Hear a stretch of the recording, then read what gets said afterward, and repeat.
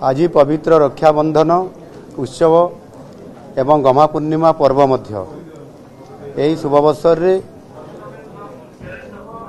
समस्त भौणी माननकु मो तरफ शुभेच्छा एवं अभिनंदन जनाऊँगी एवं समानंकु सुरक्षा केमिति मिलिबो सेतिपाई मध्य आज मु ये पवित्र रक्षाबंधन उत्सव रे प्रतिश्रुति दौची समाने समते भलरे रहिबे सुखरे रहिबे सुरक्षारे रहिबे आ समस्त ओडिशार भौणी मानकु सेतिपाई मध्य मु सुभद्रा योजना रे समानंकर सुरक्षा एवं समानंकर उन्नति पाई मध्य योजना करिछि समानंकर उत्तरोत्तर कामना करूछि।